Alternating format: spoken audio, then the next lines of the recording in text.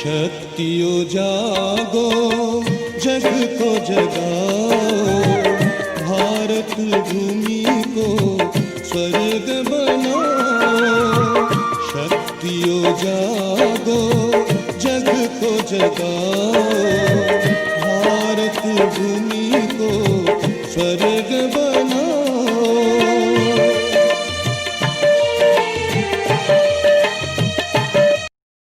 इस बात को हमेशा अपनी बुद्धि में धारण करके रखे कि सेवा केंद्र पर जो सामने यहां बैठी है ये सब कौन है?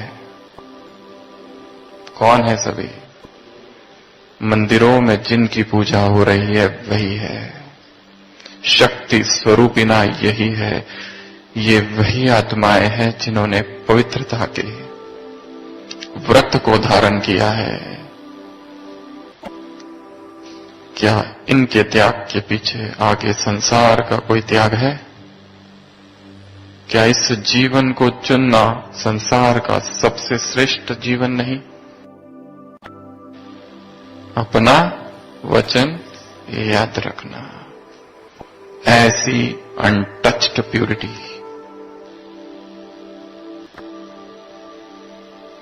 जिन्होंने अपने जीवन में धारण की है, क्या वह शक्तियां साधारण हो सकती है? संसार की सभी स्त्रियां एक तरफ और एक ब्रह्मा कुमारी एक तरफ। क्या इतना आदर, क्या इतना सम्मान उनके प्रति है? क्या हमारी दृष्टि इतनी ऊंची है या हम ये समझते हैं ये छोटी है, या हम ये समझते हैं इनके पास अनुभव कम है, या हम ये समझते हैं इन्हें संसार का ज्ञान नहीं है? कहीं हमारी ऐसी दृष्टि तो नहीं? क्या ये समझते हैं ये पढ़ी लिखी कम है? उनको निमित्त किसने बनाया? इस संसार में भगवान आया, उसने यज्ञ रचा और उस अपने यज्ञ में जिनको निमित्त बनाया वह ये है। इसलिए उनको साधारण नहीं समझना। यज्ञ की वेदी पर अपने यौवन को समर्पित करने वाली क्या साधारण हो सकती है? संपूर्ण जीवन स्वाहा करने वाली यह वही अर्पिता, समर्पिता और निवेदिता है। इनके प्रति हमारी कौन सी दृष्टि है? यदि हम भूल गए हैं तो फिर से रिवाइज कराए स्वयं को। जो मंदिरों में जिनकी पूजा हो रही है वही यह है, चाहे वो कैसे भी हो, परंतु इस श्रेष्ठ जीवन को चुना है, इस महान जीवन को चुना है। पग पग पर झुक झुक सिक सिक मरमर, यह पाठ है। सरेंडर अर्थात सर अंडर। और हम जो संसार में बैठे हैं, जो संसार के भोग विलास में लिप्त है, क्या इनकी दिव्यता को जान पाएंगे, समझ पाएंगे? इसके लिए सभी कुमार, सभी अधर कुमार सावधान। दूसरी तरफ माताएं हैं। माताएं क्या समझती है? कौन बैठी है सामने? कौन बैठी है? यह समझती है हम इनसे अधिक होशियार है, हम ज्यादा पढ़ी लिखी है। कोई कुमारियां है यहां या जो सर्विस करती है या जो पैसे कमाते हैं? ये कभी ना समझना। एक ब्रह्मा कुमारी का जीवन जो है वो त्यागमयी जीवन है, पग पग पर समर्पण है। अपना कुछ भी नहीं है, सब कुछ यज्ञ के लिए है। यदि इनकी भी यदि सेवा की जाए केवल, तो भी महान पुण्य में गिने जाएगा। तो ऐसी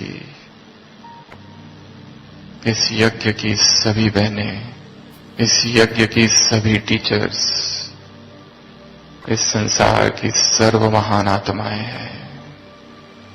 सफेद साड़ी पहनी हो, जटाएं खुली हो, तुम हो राज ऋषि।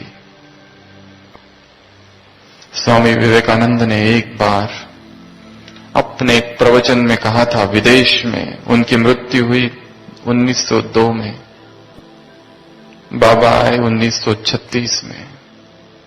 एक भविष्यवाणी की थी, A time will come when Indian lady clad in white shall spread the message of God the world across. एक समय आएगा जब भारतीय नारी श्वेत वस्त्र धारण करेगी और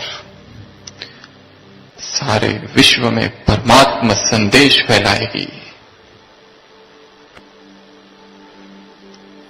ये वही आत्माएं हैं, जन्म जन्म की तपस्वी आत्माएं, जिन्होंने संपूर्ण पवित्रता का व्रत को, अपने सुपीरियरिटी कॉम्प्लेक्स को, अपने धन कमाने की क्षमता को थोड़ा बाजू रखो।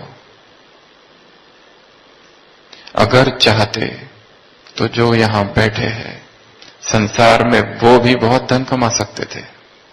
क्या नहीं कमा सकते थे? वो भी बहुत पढ़ाई कर सकते थे और लौकिक डिग्रियां प्राप्त कर सकते थे, परंतु किसके लिए सब कुछ छोड़ दिया? एक सेंटर में रहना एक बहुत बड़ी तपस्या है, बहुत बड़ी तपस्या।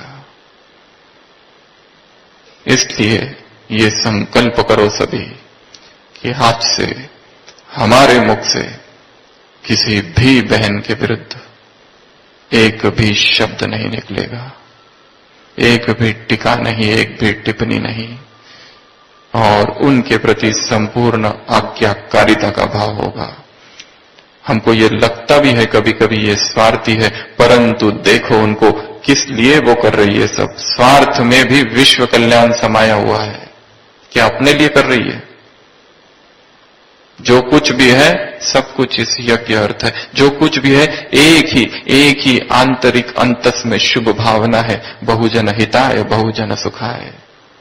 क्यों ये अमृत सरोवर बना है? असंख्य आत्माओं की सेवा हो, जो हमने पाया है सब पाए, सबको अनुभव हो। क्या यही विशुद्ध संकल्प नहीं है? इसलिए इस पहली धारणा को मजबूत करना है।